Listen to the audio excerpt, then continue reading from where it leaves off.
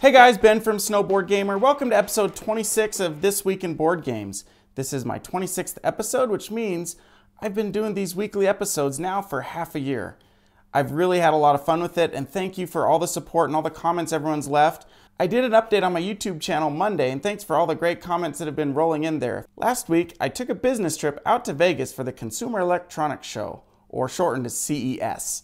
I brought a few games with me and was able to meet up with some people while we were there, and you'll see that later on in the episode. The first game I brought with and was able to find some time to play a couple games with a coworker was Patchwork. This is a two-player only game for ages 8 and up and plays in about 15 minutes. Patchwork is one of my favorite two-player only games. It's by the designer Uwe Rosenberg, who traditionally does these farm simulator games, but Patchwork is actually taking all these little Tetris-like pieces and purchasing them, building a little engine. Buttons are the source of income for the game that are used to purchase more pieces and fill up your board with all these patches to make a quilt. It's such a unique theme, and the play of it is very, very good. The more I play this, the deeper the strategy gets in this game. This is not a little light game. It's easy to learn, hard to master. I highly recommend Patchwork for two-player games. I'm at the Consumer Electronics Show here in Vegas, and I'm heading back to my hotel. I'm staying at the Paris. I'm gonna change really quickly and then head out to meet my cousin and some other people at the Meepleville Board Game Cafe.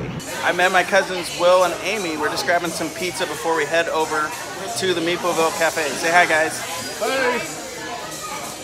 We're hanging out at Meepleville in Las Vegas with my cousins Will and Amy, as well as Chris and Wendy from Meeple Overboard. If you haven't checked out their podcast, go check it out. They do a great job. And very thematic, we're playing Las Vegas in Las Vegas here. Hi guys. Chris is teaching us Concordia. It is a really fun game, one I'm definitely going to look to add to my collection soon. Thanks, Chris. Absolutely. Concordia is kind of like Century Spice Road. You play one card at a time, activate its ability. Next person goes all come back to you. You can play another card, activate its ability. Turns can go pretty quick until you play the Tribune card, which is kind of like in Century Spice Road, where you can pick up all of your cards and you can build up this engine of cards in your hand. Very fun, and it's got the map to go with it too. Concordia is for 2 to 5 players, ages 13 and up, and plays in 100 minutes. I had a lot of fun hanging out with my cousins Amy and Will, along with Chris and Wendy from Meeple Overboard. If you haven't checked out their podcast, I encourage you to go do so. I'll put a link in the description. Also, they started posting some videos on their YouTube channel. Go check it out. Another night while I was in Vegas, I was able to squeeze away, go see Amy and Will and their kids. I got there just before they went to bed, was able to play one game of Las Vegas with their whole family. I'm hanging out with Will and Amy and their family tonight. Hi! We just finished playing Las Vegas. So Ethan, what'd you think of Las Vegas? It was pretty good. My favorite part was sabotaging Ben. Yeah, you did a lot of that this round. Yeah, it was pretty fun. Turn it around. Oh, there's a 6. No! After playing Las Vegas, the kids had to go to bed, and I taught Will and Amy Cosmic Run. It's 1 to 4 players, ages 8 and up, and plays in about 30 minutes. It's similar to Vegas, where it's a dice rolling game, but there's a little bit more depth to it than Las Vegas. I've already talked a lot about Cosmic Run on my channel. Unfortunately, it's out of print, so you can't go out and buy it. Stay tuned for some exciting news about Cosmic Run at the end of the episode during the news segment. While I was in Vegas, for work, I attended the Consumer Electronics Show, and I put together a little vlog about the show and some of the really cool gadgets and technology that was at CES this year. Check it out.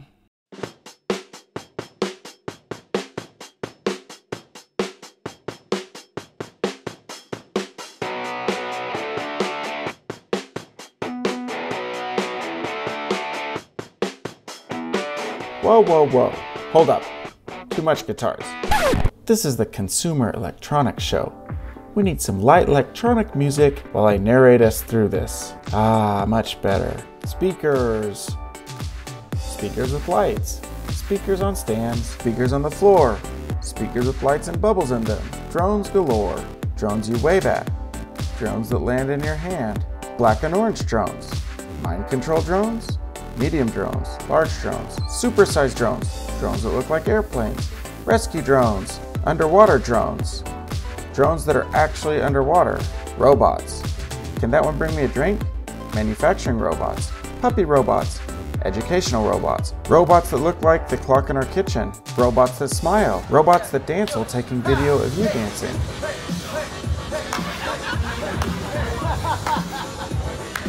Robots to play ping pong. Smart home stuff.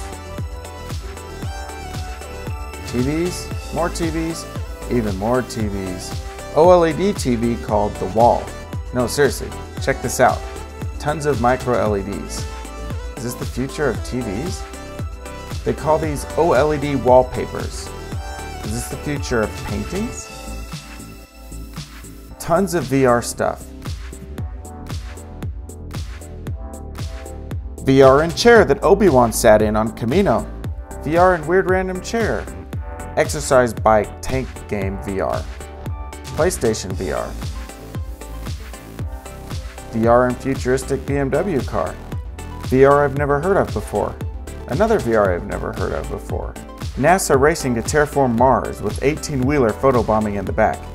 Do you think they'll beat out Ecoline? Keyboards? Cars. Trucks. Hover car? No, seriously, what is that? Lamborghini. Self-driving cars. Solar-powered tailgating. Jeep with 10 on the back. Need for Speed Drift, IRL. Get it? In real life? Cars drifting? Futuristic commuting cars. Is that really the future? The company that made my new lapel mic. A boat? BlackBerry? Wait, they're still around? GoPro with some snowboard action. Mario! HDMI, cause, you know, HDMI. 5G? Ultra strange twerking exercise machine. Seriously though, I tried it. It actually felt pretty good. 1920s Europa is apparently not the only time period to have mechs. Scythe, you've disappointed me. Have you ever played a board game on an airplane? A lot of people download the board game apps and play them on their phone or their tablet. I actually played a game on the airplane this week. I've done this several times before. The game I played on the airplane is Onrim. Onirim, I'm not quite sure how to pronounce it. This is a solitaire game for ages 14 and up and plays in about 15 minutes. In Onrim, you're stuck in a dream trying to escape the dream. You use these key cards to escape through all the doors and unlock them, but you have to be careful. These black nightmare cards come up with this little dude on them. It's a much more interesting version of solitaire, and you can totally play it on a plane. It's a little tight on the trace table, but it works.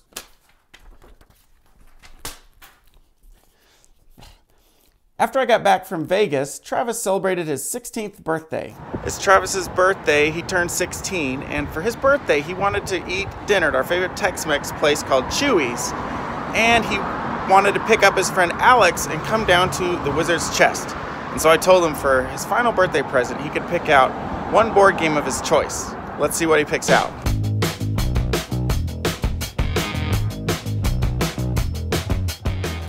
What is that all about?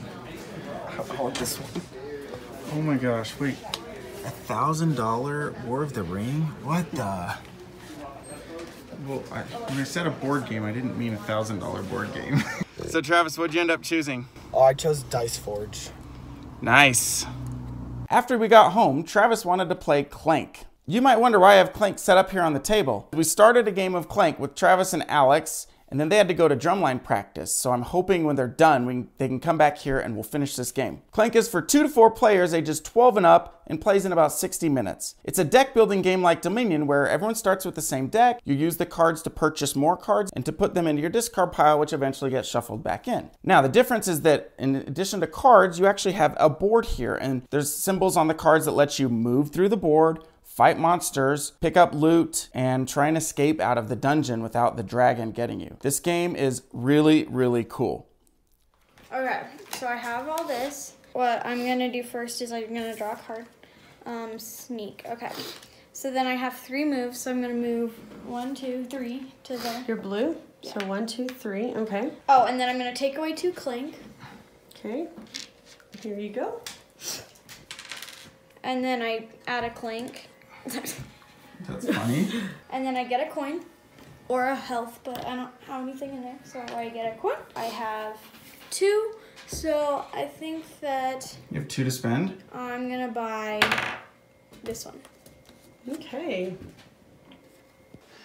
We just finished playing Clank, and now we are playing Dice Forge, which Travis just got for his birthday. Happy birthday, Travis. Thanks. Yeah, happy birthday. What do you think so far? I really like it. It's cool. I like the mechanic. Yeah. Okay, it's Okay. Allison's turn. So Okay, so we all roll. Now I get an extra roll because of my power. One. I get Awesome. one of each. Stupid.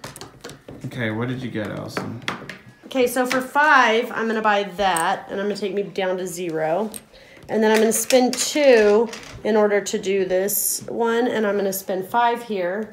2, 3, 4, 5. I'm going to knock Kinsey out, so Kinsey gets an extra roll now. And I'm going to buy this times 3. Okay, I'm going to do this one. And let's see, which one has my 6 on it? See, I have 6 gold, so I want to put this times 3 on the other one. I'm hoping to get, that'd be pretty sweet if I got like... Basically max out your gold if you roll those two. Yeah, because I have this card and I haven't been able to use it at all yet, so... Oh, that's right. Okay, so that's my whole turn. After playing both games, Travis wanted to end the evening hanging out in the basement, playing a little bit of the new PS4 VR. All the different dice faces available to purchase and upgrade your dice are really cool in Dice Forge. I can't wait to play this one again. We're really digging both Clank and Dice Forge right now. These are our 2 newest games to us that we've played recently, and we are just absolutely loving these games. They're great family games. They both play in under an hour, but there's a lot of depth to them, and they're just a lot of fun. Now for the news. Dr. Finn Games, who makes Cosmic Run, has announced that they are making Cosmic Run Regeneration soon. It's a newer version of the original with some changed rules, updated art, and some new mechanics. So even though you can't buy the original Cosmic Run, there's a version 2 of it coming out soon. Dr. Finn's Facebook page says that they will be kickstarting it in February, which is next month. I'll keep you guys updated on the status of that once it kickstarts, so you can go back it if you're interested in getting that game. Well, that's it for this week in board games. Thanks for watching, everyone. Subscribe for more board game videos, and we'll see you next time. Bye.